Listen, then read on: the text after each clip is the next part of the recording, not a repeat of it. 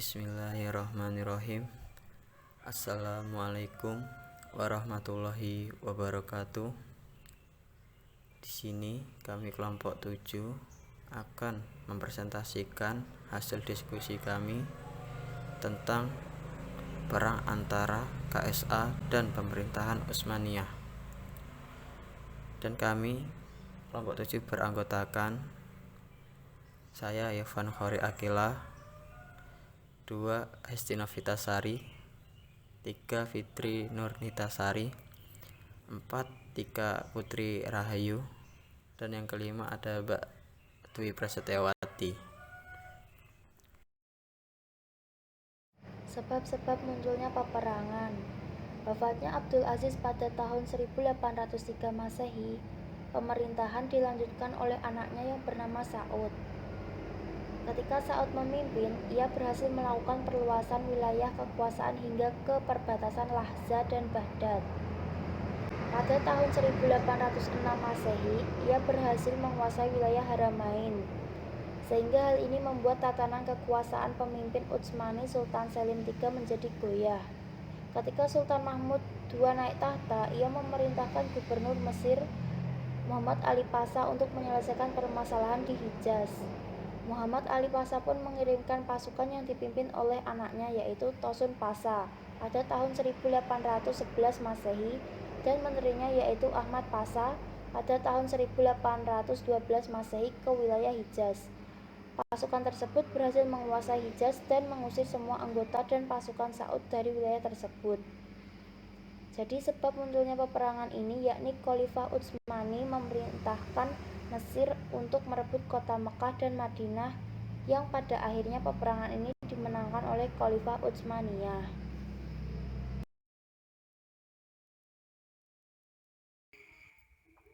Gerakan Wahabi dapat mempengaruhi munculnya peperangan. Berikut ada beberapa yang mempengaruhi munculnya peperangan atau pemberontakan. Seperti pertama, pada prakteknya Wahabisme tumbuh sebagai paham yang demikian keras, kaku, ketat, dan tanpa mengenal kompromi. Yang kedua, kesepakatan bin Saud untuk melakukan jihad guna menyebarkan ajaran Ibnu Abdul Wahhab lebih berkaitan dengan praktek penyerbuan tradisional Najd, perjuangan narulillah untuk bertahan hidup, dan nafsu untuk mencari keuntungan, ketimbang motivasi agama. Yang ketiga, Wahabi tidak memiliki hubungan dengan gerakan kebangkitan Islam lainnya. Yang keempat, kaum Wahabi tidak menahan diri hanya melakukan dakwah penyebaran agama, tapi secara memaksa juga melakukan penghinaan terhadap siapapun yang tidak setuju dengan mereka, dengan alasan bahwa mereka melawan bid'ah dan perbuatan bid'ah adalah kejahatan yang harus diperangi.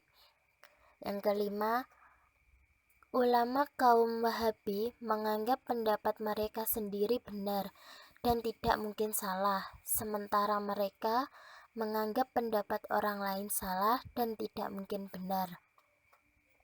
Yang keenam, menurut Wahabi, mereka menghapus sejumlah dari apa yang mereka pandang sebagai sumber atau gerbang menuju perbuatan syirik dengan menghancurkan makam.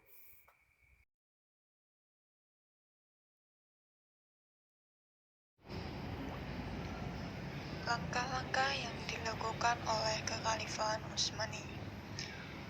Yang pertama, infiltrasi atau penyusupan yang dilakukan oleh orang-orang Yahudi Spanyol yang hijrah ke Turki setelah berakhirnya pemerintahan Islam di Eropa.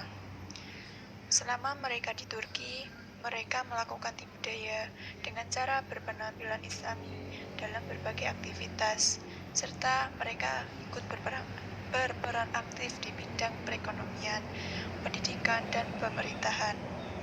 Mereka pula ada yang menjadi seorang dosen, anggota legislatif, menteri, dan ada pula yang menjadi syekh. Yang kedua, konspirasi, komplotan, atau mufakat jahat yang dilakukan oleh Inggris, pada saat pengaruh lobby Yahudi sangat dominan. Adapun tokoh seperti Dr.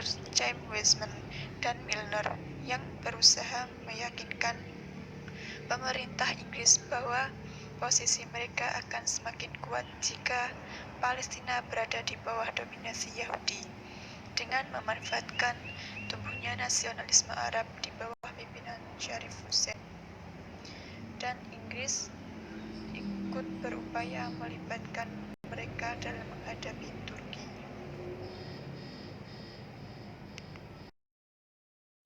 Baiklah, saya akan menyimpulkan pembahasan daripada peperangan antara kerajaan Saudi Arabia dengan pemerintahan Utsmani atau Turki Utsmani.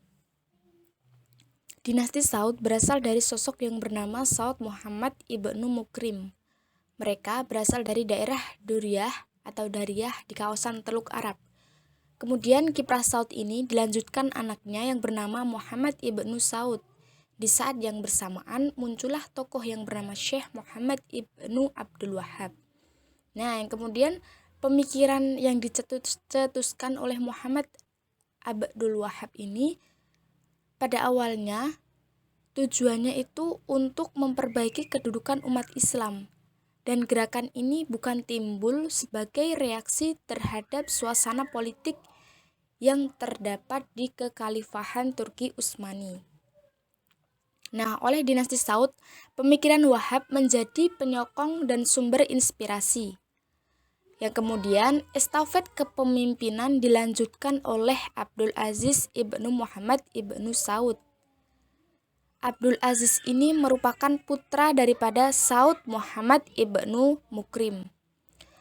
Nah, kemudian pembaruan Islam yang dilakukan secara politik dan agama, kolaborasi antara dinasti Saud dengan Wahabi terus dilakukan.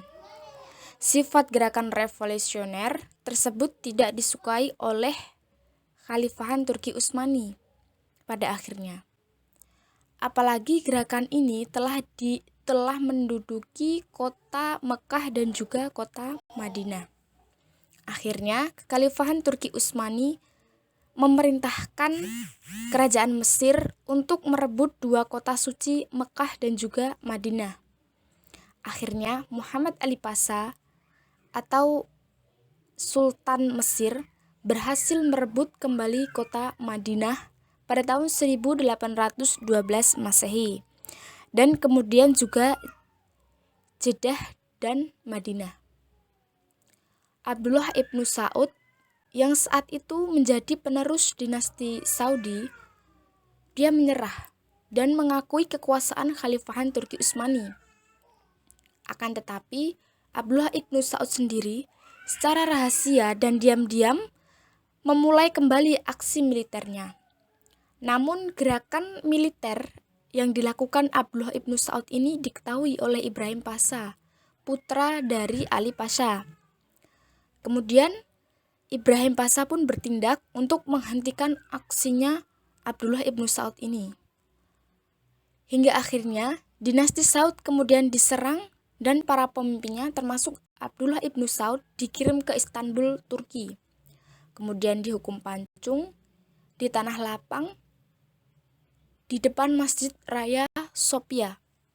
Tepatnya pada tahun 1818 Masehi. Mungkin cukup sekian hasil presentasi dari kelompok kami. Bila ada salah kata, mohon dimaafkan. Wassalamualaikum warahmatullahi wabarakatuh.